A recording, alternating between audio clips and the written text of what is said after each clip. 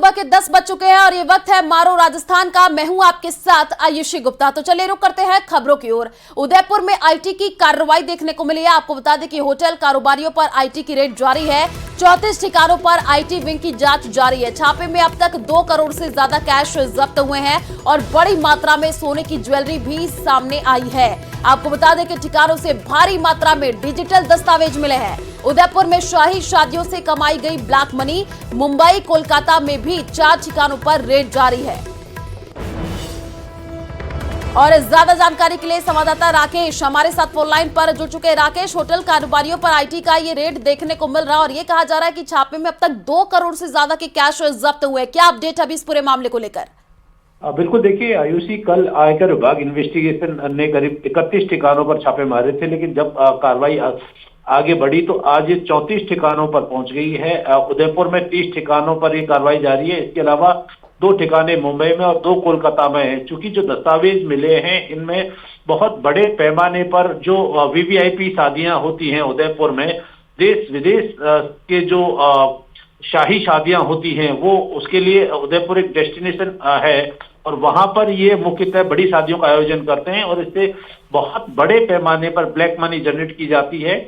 Hotel fair mount की franchise इस group संचालकों ने ली है। उदयपुर में एक आलीशान शाही होटल का निर्माण किया जा रहा है, क्योंकि फेयर माउंट होटल एक अंतर्राष्ट्रीय जो चेन है और उस चेन में इनको फ्रेंचाइजी मिलना निश्चित तौर पर बड़ी बात है। लेकिन जिस तरीके से इनका कारोबार रहा है उस तरीके से इन्होंने इनकम टैक्स रिटर्न नहीं दिखाए हैं और रिटर्न की जब जांच की गई और इनके निवेश की जांच की गई तो भारी अनियमितताएं सामने आई हैं। इनके ठिकानों से डिजिटल दस्तावेज आयकर विभाग के अधिकारियों के हाथ लगे हैं। जो क्लाउड है वो कहीं दूसरी जगह से संचालित किया जा रहा है। तो आयकर विभाग के जो अधिकारी हैं आईटी एक्सपर्ट के जरिए ये क्लाउड और जो डिजिटल दस्तावेज हैं इनकी अभी जांच कर रहे हैं और इसमें बड़े पैमाने पर निवेश से संबंधित दस्तावेज और भी सामने आ सकते हैं। क्योंकि जांच अभी जारी है, लंबी चलेगी, बहुत बड़ी ब्लैक मनी का खुलासा छापे की इस कार्रवाई में सामने आ सकता है। बिल्कुल, 34 ठिकानों पर आईटी विंग की ये जांच जारी है। राकेश, क्या अभी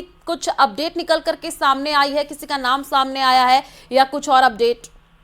बिल्कुल, देखिए जो फतेह होटल ग्रुप के मालिक हैं राजेंद्र राठौड़ और ये 7 भाई हैं। इनके ठिकानों पर, सभी ठिकानों पर छापे की कार्रवाई जारी है। इसके अलावा सुमेल अग्रवाल हैं जो रॉकवुड ग्रुप के मालिक हैं, इनके यहाँ और इनसे जुड़े लोगों के ठिकानों पर कार्रवाई की जा रही है।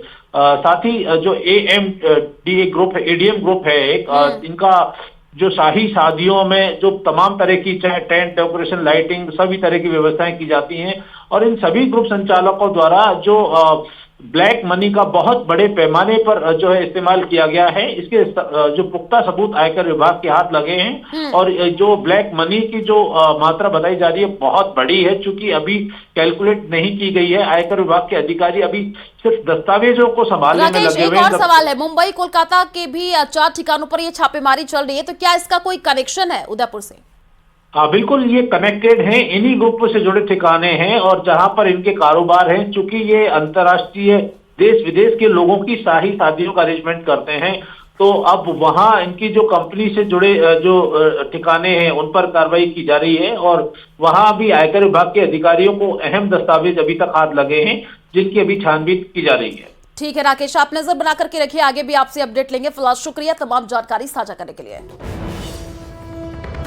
तो श्रीकरणपुर विधानसभा सीट पर कल वोटिंग होगी। आपको बता दें कि पोलिंग पार्टियां आज होंगी मतदान केंद्रों के लिए रवाना और मतदान कर्मियों को अंतिम प्रशिक्षण देकर के रवाना किया जाएगा। डॉक्टर भीमराव अंबेडकर कॉलेज से मतदान कर्मी रवाना होंगे। कल 249 बूथों पर 2,40,826 मतदाता मतदान कर सकेंगे। तो इस वक्त की ये बड़ी जानकारी आपको दे रहे हैं। तो देखिए, कल वोटिंग है श्रीकरणपुर विधानसभा सीट पर और उससे पहले मतदान कर्मियों को अंतिम प्रशिक्षण दिया जा रहा है। उसके बाद से उनकी रवानगी हो जाएगी और कल वोटिंग होगी। आपको बता दें कि 249 बूथों पर 2,40,826 जो मतदाता है अपने मताधिकार का प्रयोग करते हुए नजर आएंगे और ये रन काफी भीषण होने वाला है। क्योंकि देखिए, इस सीट की अगर हम बात कर ले तो गुरमीत सिंह कुन्नर के निधन के बाद से यहां पर वोटिंग नहीं हुई और ये अब यहाँ पर चुनाव हो रहे हैं और यहाँ पर बीजेपी और कांग्रेस में जोरदार टक्कर देखने को मिल रही है, क्योंकि अगर हम बात बीजेपी की करें तो तमाम बड़े कद्दावर नेता इस सीट पर पहुंचे चुनाव प्रचार प्रसार करने के लिए, तो कांग्रेस ने भी पूरी ताकत झोंकी।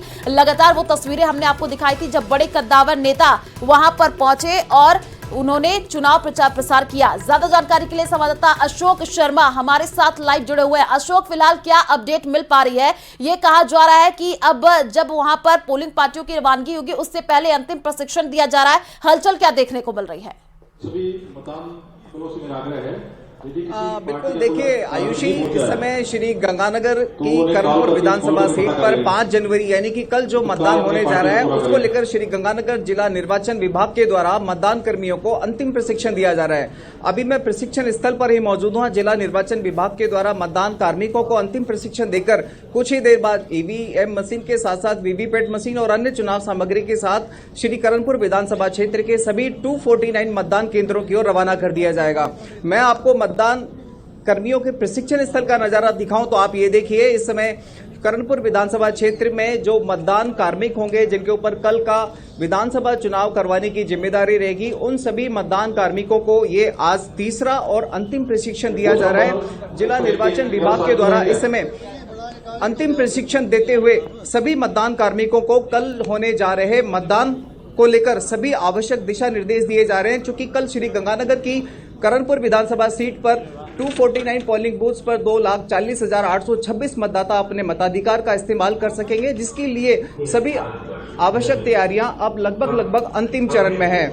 चूंकि कुछ देर बाद ही लगभग श्री गंगानगर जिला निर्वाचन अधिकारी अंशदीप और जिला पुलिस अधीक्षक यहां पहुंचेंगे और इन सभी मतदान कर्मियों को मतदान प्रशिक्षण से संबंधित आवश्यक दिशा निर्देश दिए जाने के साथ साथ उन्हें कल होने जा रहे विधानसभा चुनावों को लेकर आवश्यक सावधानी और संवेदनशीलता बरतने के निर्देश दिए जाएंगे। चूंकि कल कर्णपुर विधानसभा सीट के 249 मतदान केंद्रों पर यह चुनाव होना है, तो ऐसे में जिला निर्वाचन विभाग के द्वारा सभी आवश्यक तैयारियां लगभग पूरी कर ली गई है। ये एक अंतिम प्रशिक्षण मतदान कार्मिकों को दिया जाना है। चूंकि देखिए, जब प्रदेश के 199 विधानसभा सीटों पर जब चुनाव हो रहा था तो कर्णपुर विधानसभा सीट के जो मतदान कार्मिक थे उनको भी प्रशिक्षित किया जा चुका था।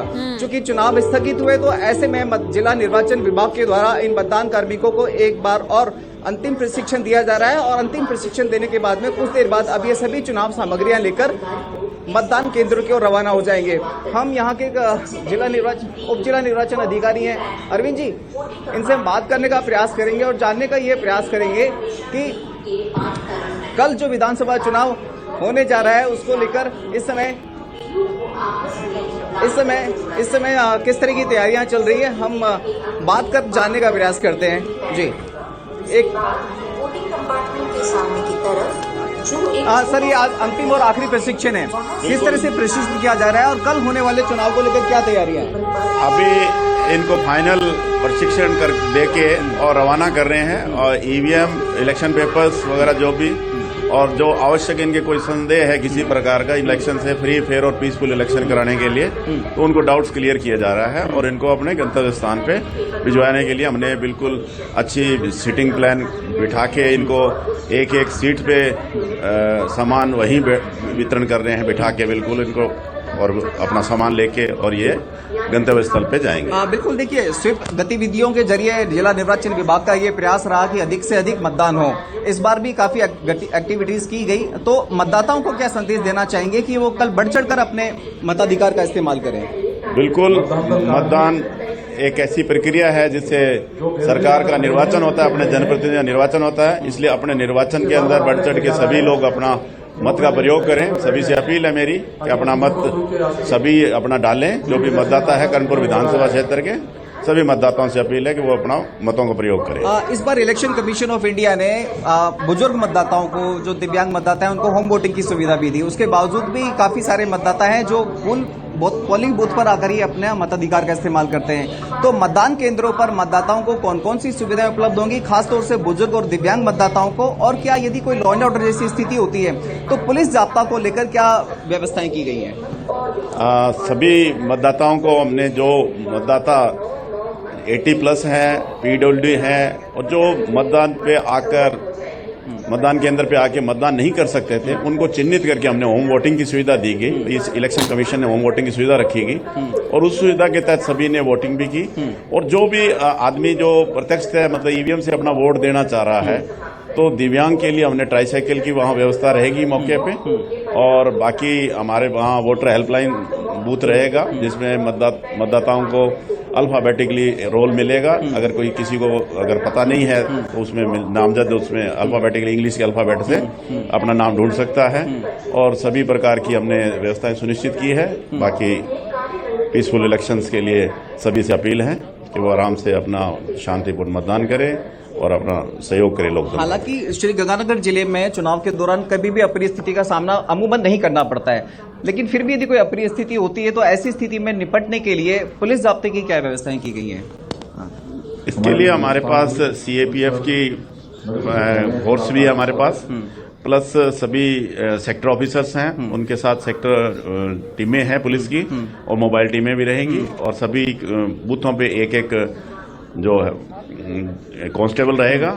इसके अलावा वेबकास्टिंग सुविधा है, वीडियोग्राफी की है, नॉन फोर्स मेजर्स हैं, उनकी व्यवस्थाएं रहेगी 50% से ऊपर मतदान केंद्रों में। बिल्कुल, बहुत बहुत शुक्रिया सर हमसे बात करने के लिए। तो देखिए श्रुति, श्री गंगानगर जिला निर्वाचन विभाग कल करणपुर विधानसभा सीट पर होने जा रहे चुनाव को लेकर पूरी तरह से तैयार है, जहां एक और स्वीप एक्टिविटीज के तहत मतदाताओं को अधिक से अधिक संख्या में मतदान केंद्रों पर पहुंचकर मतदान करने की प्रेरणा दी जा रही है और अपील भी की जा रही है। साथ ही साथ मतदान केंद्रों पर खासतौर से बुजुर्ग और दिव्यांग मतदाताओं को किसी भी तरह की असुविधा का सामना न करना पड़े, उसके भी पुख्ता इंतजाम किए गए हैं। श्री गंगानगर जिला निर्वाचन अधिकारी से प्राप्त जानकारी के अनुसार 249 पोलिंग बूथ्स पर दिव्यांग मतदाताओं के लिए वहां पर वॉलंटियर्स भी लगाए गए, साथ ही साथ वहां पर व्हील चेयर की भी व्यवस्था की बिल्कुल गई है। अशोक, पोलिंग पार्टियां पूरी तरीके से तैयार हो चुकी है, मतदान केंद्रों पर पहुंचेंगी और कल जब वोटिंग होगी तो वो भी तस्वीर हम अपने दर्शकों को दिखाएंगे। शुक्रिया तमाम जानकारी साझा करने के लिए। तो एक और बड़ी जानकारी आपको दे दे, सीएम भजन लाल के दौरे से जुड़ी हुई बड़ी जानकारी। राजसमंद और पाली के दौरे पर सीएम भजन लाल रहने वाले हैं। दोपहर 1:45 पर कुंभलगढ़ उपखंड के गढ़बोर पहुंचेंगे। श्री चारभुजा नाजी मंदिर में सीएम दर्शन करेंगे। दोपहर 2:15 पर रिछेड़ के लिए सीएम रवाना होंगे। आपको बता दें कि रिछेड़ में संकल्प यात्रा शिविर का अवलोकन करेंगे। शिविर में लाभार्थियों से भी बातचीत सीएम करने वाले हैं। सोजत के गागुड़ा गांव भी सीएम जाएंगे। विकसित भारत संकल्प यात्रा में शामिल होंगे। गढ़बोर हेलीपैड से जयपुर के लिए रवाना होंगे। तो इस वक्त की ये बड़ी जानकारी आपको दे रहे हैं। सीएम भजन लाल के दौरे से जुड़ी हुई ये बड़ी अपडेट है। राजसमंद और पाली में सीएम भजन लाल आज रहेंगे। रिछेड़ में संकल्प यात्रा शिविर का अवलोकन करेंगे और देखिए शिविर में लाभार्थियों से भी बातचीत करने का कार्यक्रम सीएम का बताया जा रहा है। तो राजसमंद और पाली के दौरे पर सीएम भजन लाल रहने वाले हैं। इस वक्त की ये बड़ी जानकारी आपको दे रहे हैं। लगातार जो तस्वीरें निकल करके सामने आ रही है, देखिए सीएम भजन लाल अब दौरा करते हुए नजर आए थे। कल सीकर के दौरे पर थे, आज राजसमंद और पाली में सीएम भजन लाल रहने वाले हैं। श्री चारभुजा नाथ जी पहुंचेंगे, वहां पर दर्शन करेंगे। दोपहर 2:15 पर रिछेड़ के लिए सीएम रवाना होंगे। तो क्या कार्यक्रम है वो हम आपको बता रहे हैं सीएम भजन लाल के। तो राजसमंद और पाली के दौरे पर रहने वाले हैं। शिविर में लाभार्थियों से भी बातचीत करने का कार्यक्रम बताया जा रहा है। और दो संवाददाता हमारे साथ फोन लाइन पर जुड़ चुके हैं। अलकेश सानडे हमारे साथ राजसमंद से जुड़े हुए हैं और श्याम चौधरी हमारे साथ पाली से जुड़े हुए हैं। सबसे पहले अलकेश का ही रुख कर लेते हैं। अलकेश, सीएम भजन लाल शर्मा का आज दौरा प्रस्तावित है, कई कार्यक्रम बताए जा रहे हैं, लाभार्थियों से भी संवाद का कार्यक्रम है। फिलहाल क्या अपडेट, कितने बजे तक पहुंचेंगे?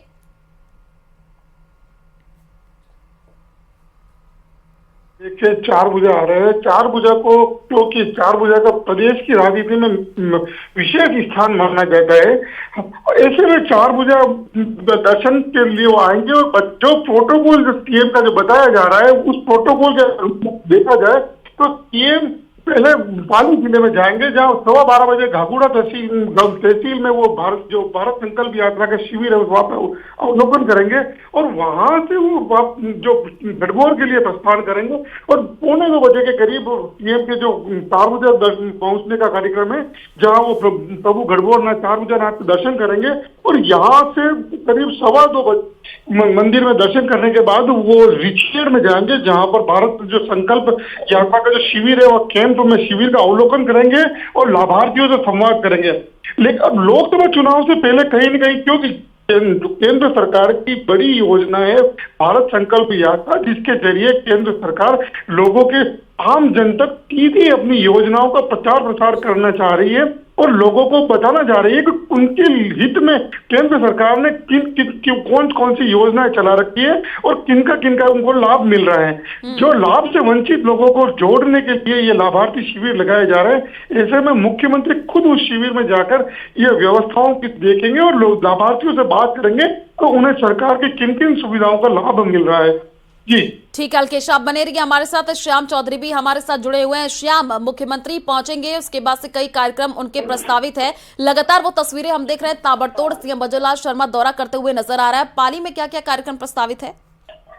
जी बिल्कुल, मुख्यमंत्री भजनलाल शर्मा है जो आज 12:15 सोजत उपखंड के गागुंडा गांव आएंगे, जहां भारत विकसित संकल्प यात्रा कैंप का अवलोकन करेंगे। साथ ही वहाँ की सरकारी योजना से लाभान्वित लोगों से भी मुलाकात करेंगे।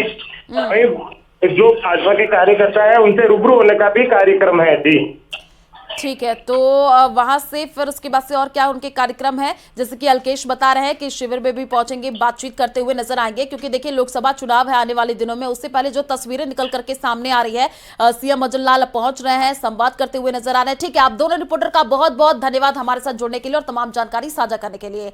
तो जयपुर से बड़ी जानकारी आपको दे दे, पहली बार 3 दिन जयपुर में पीएम मोदी रहेंगे। पीएम मोदी शुक्रवार की शाम जयपुर पहुंचेंगे, बीजेपी विधायकों और पार्टी पदाधिकारियों की बैठक लेंगे, लोकसभा की सभी 25 सीट जीतने का टास्क देंगे। पीएम के दौरे को लेकर के पार्टी ने पूरी तैयारियां कर ली हैं। 8 जनवरी तक डीजीआईजी कॉन्फ्रेंस होगी, 28 राज्यों के डीजीआईजी शामिल होंगे। तो इस वक्त की यह बड़ी जानकारी, विधायकों और पार्टी पदाधिकारियों की बैठक प्रधानमंत्री नरेंद्र मोदी लेंगे और लोकसभा की सभी 25 सीट जीतने का भी टास्क देंगे। तो पीएम के दौरे को लेकर के पार्टी ने पूरी तैयारियां कर ली है। आपको बता दें कि पीएम मोदी 3 दिन के लिए जयपुर आएंगे, जहां डीजीआईजी सम्मेलन में वो भाग लेंगे। साथ ही अपराध को रोकने के लिए मंथन भी किया जाएगा। इस सम्मेलन में हर राज्य के डीजीआईजी शामिल होंगे। इसी पर देखिए हमारी एक खास रिपोर्ट।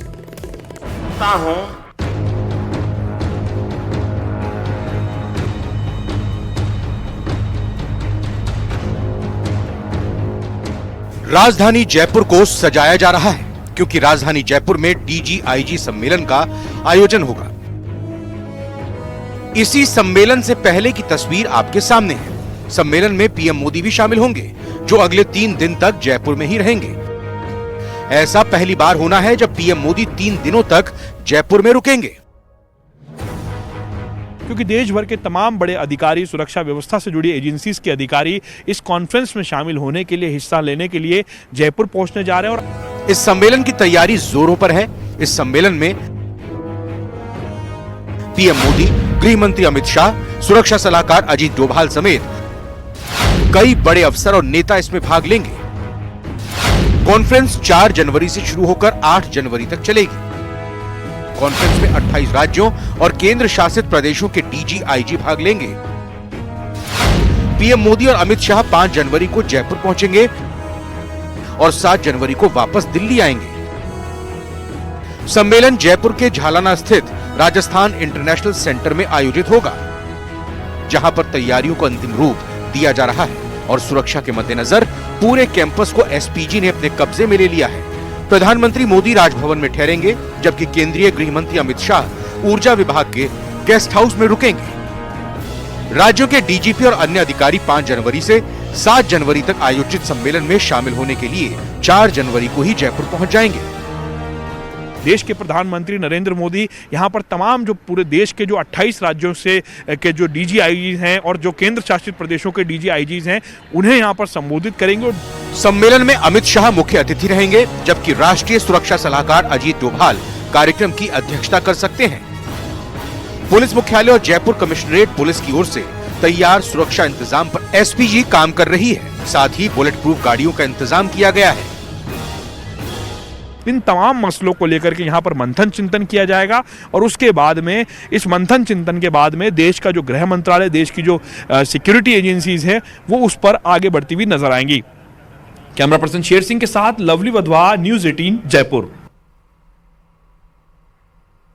तो बड़ी जानकारी आपको दे दें, सीएम भजनलाल शर्मा बीजेपी कार्यालय पहुंचे। पीएम मोदी के दौरे की अब तैयारियां वो देख रहे हैं। बीजेपी के वरिष्ठ नेता और कई पदाधिकारी भी उनके साथ हैं। कल शाम पीएम मोदी बीजेपी कार्यालय आएंगे। आपको बता दें कि बीजेपी विधायकों और कार्यकर्ताओं की बैठक लेंगे। उससे पहले सीएम भजनलाल शर्मा अब तैयारियों का जायजा लेते हुए नजर आ रहे हैं। इस वक्त की ये बड़ी जानकारी, बीजेपी के वरिष्ठ नेताओं के साथ बैठक होगी और सीएम भजनलाल शर्मा बीजेपी कार्यालय पहुंचे हैं। इस वक्त की ये बड़ी जानकारी, जहां पर वो तैयारियों का जायजा लेंगे। बीजेपी के वरिष्ठ नेता और कई पदाधिकारी भी उनके साथ है। कल शाम प्रधानमंत्री नरेंद्र मोदी बीजेपी कार्यालय आएंगे और उससे पहले तैयारियों का जायजा खुद सीएम भजनलाल शर्मा लेने के लिए पहुंचे हैं। ज्यादा जानकारी के लिए संवाददाता बाबूलाल हमारे साथ फोन लाइन पर जुड़ चुके हैं। बाबूलाल, कल शाम पीएम मोदी बीजेपी कार्यालय आएंगे और उससे पहले अब खुद सीएम भजनलाल शर्मा पहुंच रहे हैं तैयारियों का जायजा लेने के लिए।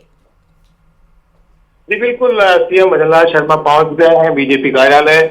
कल प्रधानमंत्री नरेंद्र मोदी बीजेपी कार्यालय आएंगे, पार्टी के पदाधिकारियों की बैठक लेंगे, सभी विधायकों की बैठक लेंगे और पीएम मोदी अपने मन की बात साझा करेंगे, क्योंकि 2024 का ये साल बहुत ही महत्वपूर्ण है।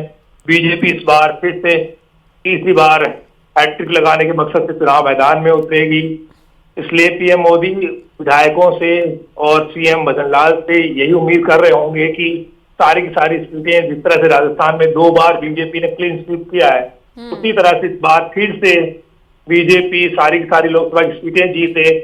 इस तरह से केंद्र सरकार की योजनाओं का काम चल रहा है। इस वक्त विकसित भारत संकल्प यात्रा का हाल क्या है, उसका फीडबैक ले सकते हैं। नमो ऐप है, उसकी क्या प्रोग्रेस है, क्या सारे विधायक देख रहे हैं डे टू डे की एक्टिविटीज में कि केंद्र सरकार क्या क्या काम कर रही है और किस तरह से पीएम मोदी के सपनों का भारत बन रहा है, तो इसकी भी वो जानकारी लेंगे। साथ ही सत्ता और संगठन में बेहतर तालमेल के लिए भी दिशा निर्देश दे सकते हैं। तो पीएम मोदी का दौरा बहुत महत्वपूर्ण है। वो 3 दिन जयपुर में रुकेंगे, लेकिन सबसे बड़ी कोशिश उनकी यही है कि सीएम भजनलाल के नेतृत्व में राजस्थान चहुमुखी विकास के पथ पर आगे बढ़े और सब लोग मिलकर के, चाहे वो संगठन हो चाहे सत्ता के लोग हों, सब मिलकर के राजस्थान को आगे बढ़ाने की दिशा में काम करें। पीएम मोदी के सपनों का राजस्थान बनाने के लिए कड़ी से कड़ी जुड़ी है, डबल इंजन की सरकार है, तो ऐसे में सब यही चाहते हैं, खासतौर से प्रधानमंत्री नरेंद्र मोदी की राजस्थान किसी भी तरह से पिछड़ा हुआ प्रदेश अब ना रहे और राजस्थान भी विकास की ऊंचाइयों को छुए। तो इस कड़ी में उनका आना, 3 दिन जयपुर में रुकना, डीजीपी और आईजीपी कॉन्फ्रेंस है, सुरक्षा एजेंसी से जुड़ी हुई बहुत बड़ी कॉन्फ्रेंस है, लेकिन इस बीच में वो सबसे पहले पार्टी को प्राथमिकता दे रहे हैं और सीधे बीजेपी कार्यालय आकर के और विधायकों से, मंत्रियों से, पदाधिकारियों से चर्चा करके और बीजेपी को और किस तरह से मजबूत बनाया जा सकता है, अजय बनाया जा सकता है, इस बारे में वो चर्चा करने वाले हैं। बिल्कुल बाबूलाल, आने वाले दिनों में लोकसभा का चुनाव है और उससे पहले अब लगातार जो तस्वीरें निकल करके सामने आ रही, खुद सीएम भजनलाल शर्मा भी पहुंच रहे हैं, बातचीत लोगों से करते हुए नजर आ रहे हैं, जो योजनाएं हैं वो भी लोगों को बताते हुए नजर आ रहा है। बाबूलाल, अब जब प्रधानमंत्री नरेंद्र मोदी आएंगे फिर सीएम भजनलाल शर्मा, और ये भी कहा जा रहा है कि अब यहाँ पर प्रधानमंत्री नरेंद्र मोदी आने वाले दिनों में वो टास्क भी पदाधिकारियों को देंगे, अधिकारियों को देंगे कि आने वाले दिनों में वो जो 25 की 25 सीटें हैं उस पर जीत हासिल की जा सके, टास्क भी दे सकते हैं कुछ। जी बिल्कुल, 2014 के लोकसभा चुनाव से बीजेपी ने सिलसिला बना रखा जीत का। अजय रिकॉर्ड है उनका। 2014 में सारी की सारी सीटें उन्होंने जीती। 2019 में सारी की सारी सीटें बीजेपी की झोली में थी, हालांकि एक सीट पर अलायंस था उनका आरएलपी के साथ में, नागौर सीट पर, लेकिन बीजेपी ने पीछे मुड़ करके नहीं देखा है। जबकि 2009 का जो चुनाव था उसमें बीजेपी सिर्फ 5 सीटें जीती थी, 20 सीटें हारी थी, लेकिन उसके बाद में जब मोदी युग शुरू हुआ तो उसके बाद में तमाम परिस्थितियां बदल गई हैं और अब बीजेपी एक ऐसी बेजोड़ पार्टी हो गई है जिसके मुकाबले के लिए कांग्रेस के पास में न तो संगठन है और न उनके पास ऐसा कोई नेता। सीएम भजनलाल पहुंचे, तैयारियों का जायजा ले रहे हैं और कल प्रधानमंत्री नरेंद्र मोदी भी आएंगे। देखना होगा कि आगे क्या रणनीति बनती है। शुक्रिया तमाम जानकारी साझा करने के लिए। चलिए रुक करते हैं अगली खबर की ओर। उदयपुर के खेमड़ी में आयोजित हुई डांगी जागृति संस्थान के 18वें प्रतिभा सम्मान समारोह में मध्य प्रदेश से विधायक हजारी डांगी और मावली विधायक पुष्कर डांगी ने शिरकत की है। इस समारोह में 10वीं, 12वीं, बीए, बीएससी समेत तमाम डिग्री धारकों को अधिक अंक प्राप्त करने पर सम्मानित किया गया। इस दौरान मावली विधायक पुष्कर डांगी ने डांगी समाज को मंत्रिमंडल में भी प्रतिनिधित्व देने की बात कही है। साथ ही समाज के लिए लोकसभा चुनाव भी समाज के लोगों को प्रतिनिधित्व देने की मांग की है। शिक्षा होगी तो समाज आगे आएगा। और जो हमारा समाज हर साल 18 वर्ष हो गए लगातार उनकी एक ही इच्छा है कि हमारा समाज शिक्षा से कैसे जुड़े और शिक्षा के माध्यम से कैसे आगे बढ़े, मुख्य मुद्दा हमारा ये है। इस मंच के माध्यम में जैसे है, ये जागृति संस्थान ने पहला आज से 18 साल पहले शुरुआत की, जब हम एक भी व्यक्ति राजनीति में नहीं थे। धीरे धीरे जागृति आई, लोगों में हुनर आई, राजनीति भी आई, शिक्षा भी आई। आज हमारे हजारों लड़कियां अच्छे पद पे बैठे हैं, आसीन है। काफ़ी लोग हम राजनीति में हैं, कोई सरपंच है, कोई प्रधान है, कोई प्रतिनिधि है। तो चलिए यहाँ रुकते एक छोटे से ब्रेक के लिए, जल्द लौटेंगे।